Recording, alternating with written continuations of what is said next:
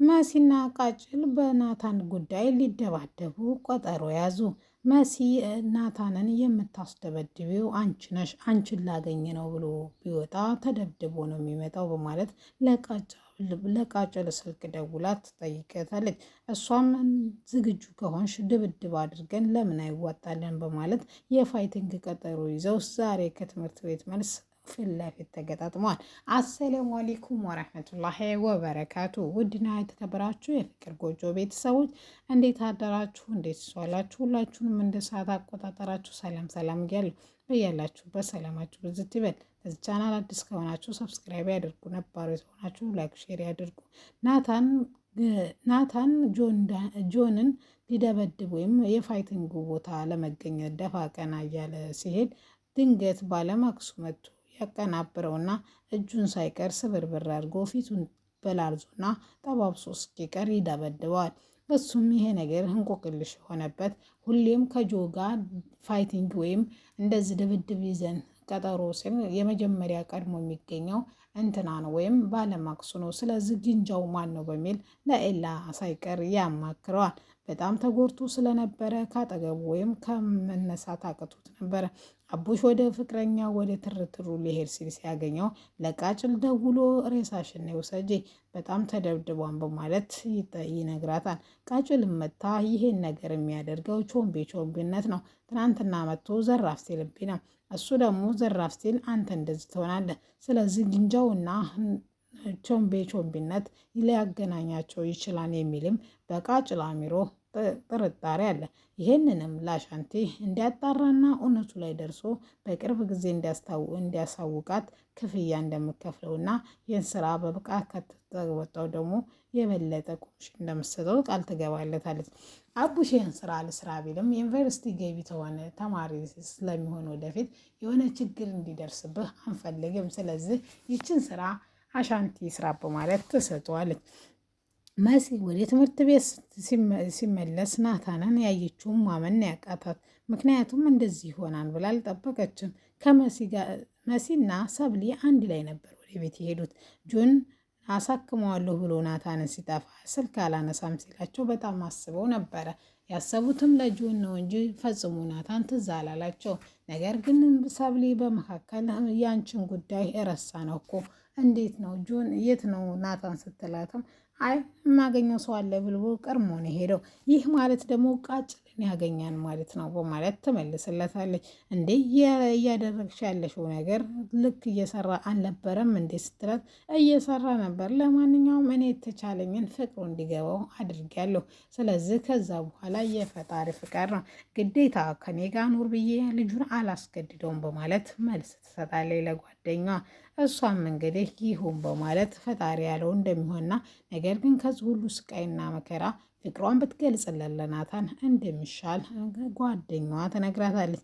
ይህ ነገርማ ፈጽሞ አይሆንም፣ ከኔ ከመጣ ኩራቱንና ጉራውን ልችለው አልችልም፣ ስለዚህ ይቅርብ ማለት እንትን ትላታለች። ዛሬ ቹቻ ወደ ትምህርት ቤት ትመለሳለች። ነገር ግን የምትወዳትና በጣም የምትሳሳላት እንደ እህቷ የምታያት ቤዝቲ ትምህርት ቤት አልመጣችም። በጣም ጨንቋታን ማን መጠየቅ እንዳለባት። ምክንያቱም አትጠይቅ ነገር ተጣልተዋል። ምክንያቱም ብዙ ጊዜ እንታረቅ ብትላትም እሷ ግን አልከዳሽኝም ብላ ብትከራከራትም ቤዝቲ ቹቻ ግን አለምንም ጥርጥርና አለምንም ሀሳብ እኔ ከድችሻለሁ አይኖቿ ላይ እንደዛ ቢነበቡም ሁሉ ሰው ደግሞ እንዳልከደቻት እነሱ አይን ላይ ቢነበብም ወይም እሱ አይን ላይ ቢነበብም እሷ ግን ግግም ብላ በደረቁ እኔ ቤዚቲን ከድቻታለሁ፣ ገንዘብ የማያደርገው ነገር የለም፣ ስለዚህ ገንዘብ ፈልጌ ነበረ ቤዚቲን ከድቻታለሁ በማለት ቃሏን በተደጋጋሚ ትሰጣለች። ሄሉንም ተመሳሳይ መልስ ምን ነው ትምህርት ቤት አልመጣች ስትላትም ጸጋን እንዲህ እሷ ትምህርት ቤት ስላልመጣች ታሪኩን ስላልሰማኝ ጸጋን ተገላለች የሚል ፎቶ በቴሌግራም ተልኮላን ነበር ለቤዚቲ በቴሌግራም። ከዛ ስር ጽሁፍ ግን ዛቻ ነበረው። ቤዚቲን ከሰሞኑን ያንቺ ጣፋንታ እንደሆነና በቅርቡ የእሷ የጸጋ ጣፋንታ እንደሚደርሳት ነግረዋት ነበረ። በዛም የተነሳ ፍራቻና ዛቻ ከትምህርት ቤት የቀረችው በዛ ምክንያት ነው በማለት ትነግራታለች። ቹቻን በጣም ትናደዳለች። ማነው ይሄንን እንቆቅልሽ የሚጫወትብን በማለት ነገር ግን ጸጋ የሞተች ትመስልሻለች። እሱን አናቅም፣ ማንም እንደዚህ እንዳደረገም አናቅም። ስልኩ የሞተ ሰው ስለሆነ ማለት ለማጣራት ሲሞከርም ስልኩ ያወጣው ሰውዬ በህይወት የለም በማለት መልስ ትሰጣለች። እሷም እንግዲህ እሺ ብላ ሁሉም አንድ ጥያቄ የሚመጣባቸው የዚህን እንቆቅልሽ ሚስጥር ዳኒ ያቃም ብለው ስላሰቡ ዳኒን ለማግኘት ትሄዳለች ሄዱ። እሱ ግን የችግር ሁሉ መፍትሄ መስሎን ለምን እንደሚታያቸውና ከሁሉ ችግር ጀርባ ደግሞ እሱ እንዳለ ለምን እንደሚሰማቸው ባያቅምና አላቅም፣ ነገር ግን እኔ ምንም ነገር አላቅም በማለት ምክንያቱም ቢያቅም ቢናገር ደግሞ ሌላ ጣጣ ስለሚመጣበት እሺ ብሎ አላቅም ብሎ ሁሉንም ፊት ይነሳቸዋል። ናታንም ታሬም ከቆየ በኋላ ወደ ቹቻ ሄዶ ተመሳሳይ መልስ ጠይቃታል። ዛሬም ከድቻታለሁ ብለሽ ድርቅ ልትይ ነው ስትላትም ለምንድነው ሁላችሁም አልከዳቻቸውም ብላችሁ የምታስቡት? እኔ ቤዚቲን ከድቻታለሁ ደግሞም አመኛለሁ። ስለዚህ ቤዚቲን መክዳቴን ልታምኑ ይገባ ስትለውም እሱ ግን ፈጽሞ እንደማያምን ይነግራታል። ታሬ ድጋሚ ሄሉ ግራ የገባት ምን ማድረግ እንዳለባት ወደ ኤላ ሄዳ ሁሉንም ነገር ታማክረዋለች። ኤላ የሆነ ጊዜ ቃል ገብተህላት ነበረ ለቤዚቲ፣ ስለዚህ ምን አደረግክ ስትለውም እያጣራሁ ነው፣ ነገር ግን ነገርየው እንደዚህ ቀላል አይደለም፣ በቶሎም የሚገኝ አይደለም። ነገር ግን ካጣራም በኋላ አዲስ ነገር ካለ እኔ እነግርሻለሁ። እስከዛ ድረስ ግን ምንም ማለት አይደለም፣ የራሷን ጥንቃቄ ታድርግ። ለፖሊስ ብታመለክት ግን